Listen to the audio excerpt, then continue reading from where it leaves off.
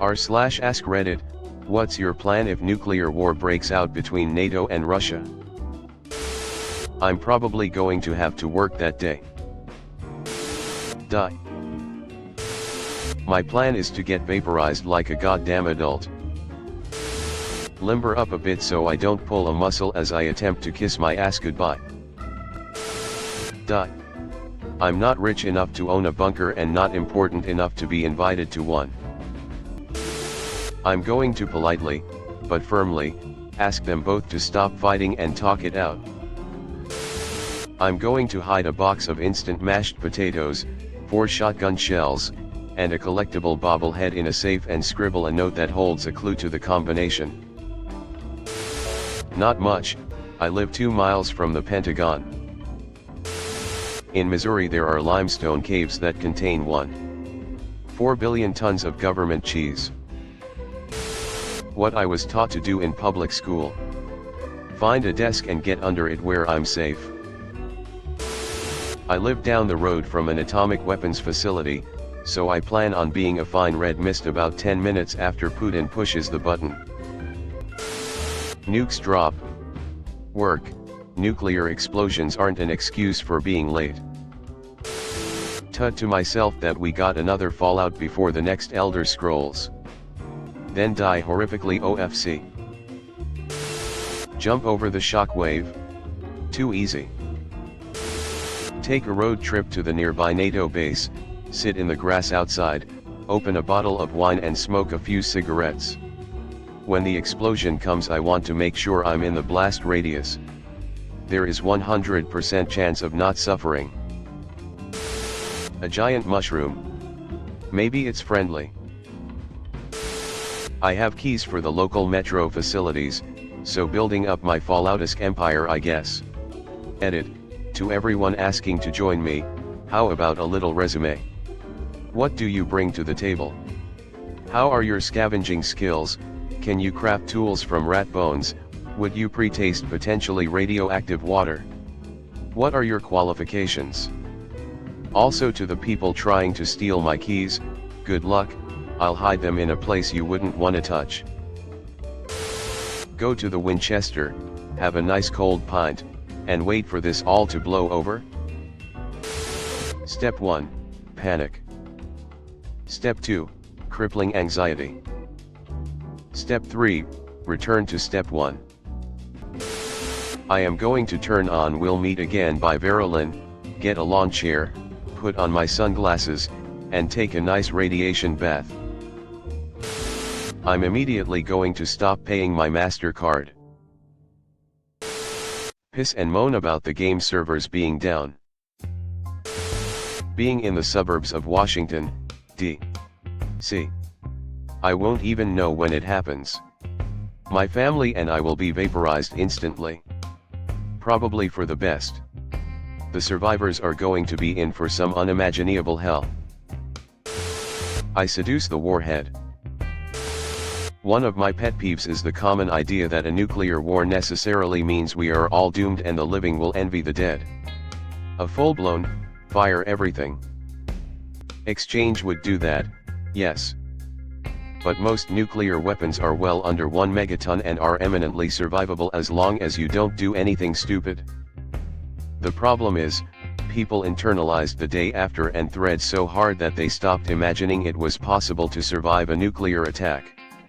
That leads them to do extremely stupid things that will, in fact, get them killed, when they could easily have lived.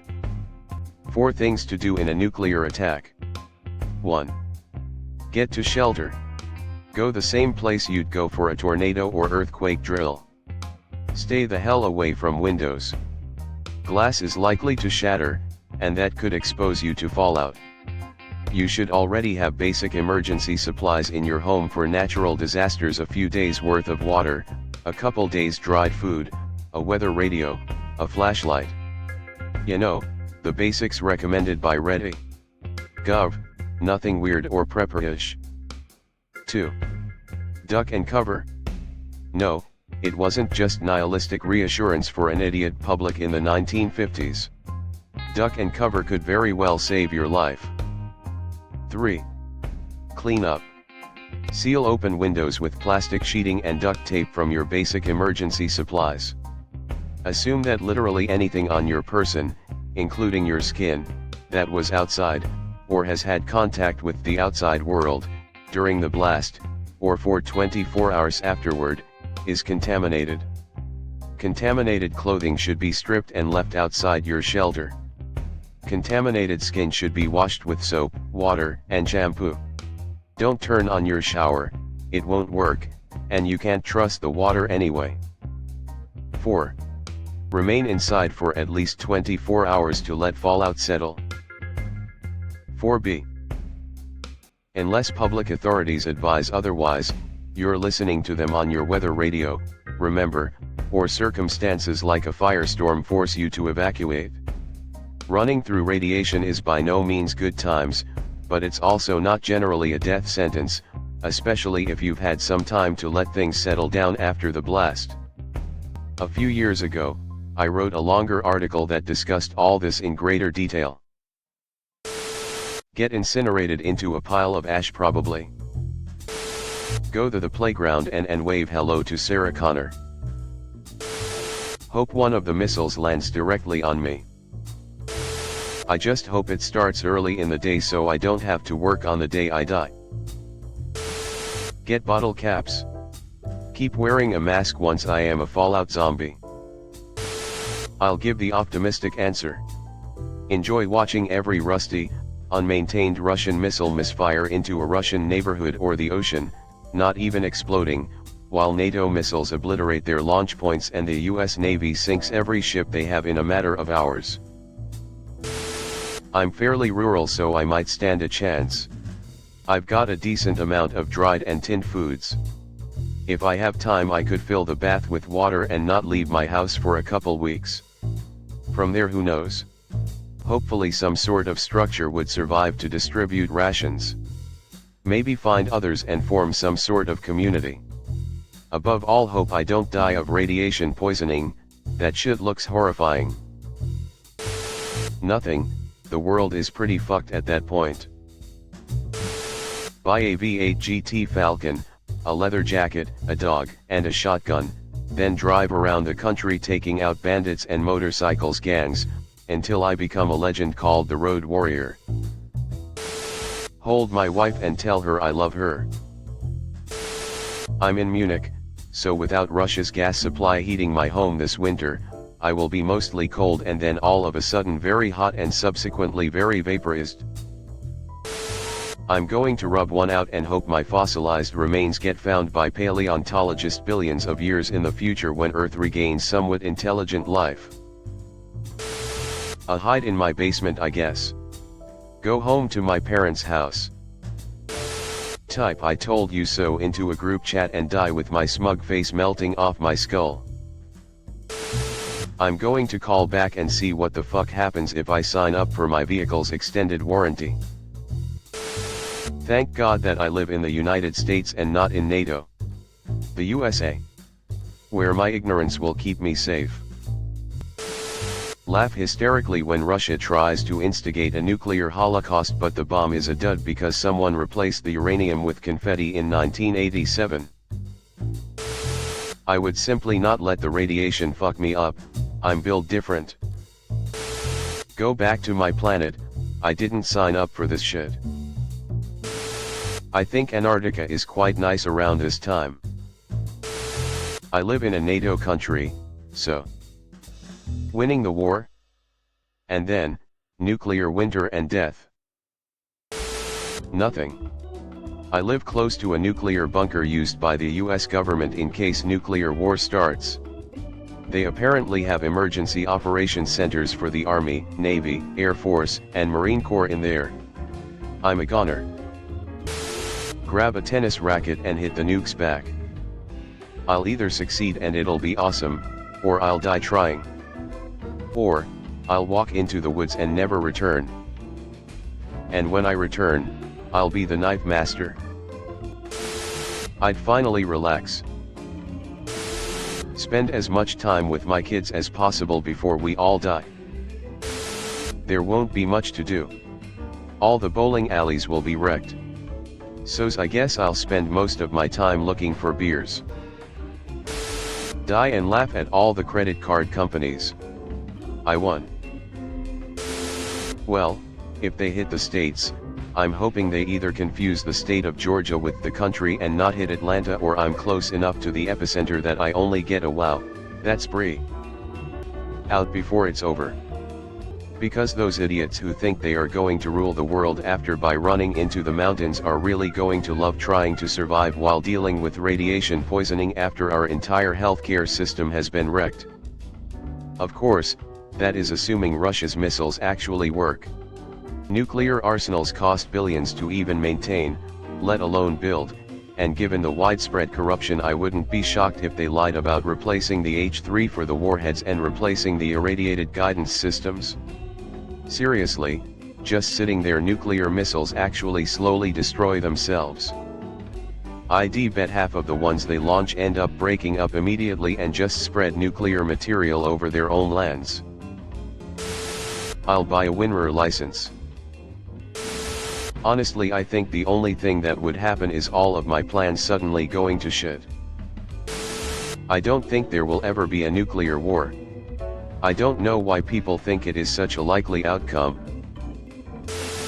The fuck I'm gonna do other than that? A couple of small-scale tactical nukes might get set off, but don't think we're looking at Armageddon here. Russians have to live on Earth too.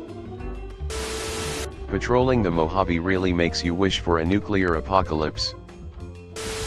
Judging by the state of Russia's tin pot army so far, I wouldn't count on their nukes making it out of Russia. Put on my cloth face mask to keep me safe. Pop some popcorn and watch until it reaches here, then hope I don't die.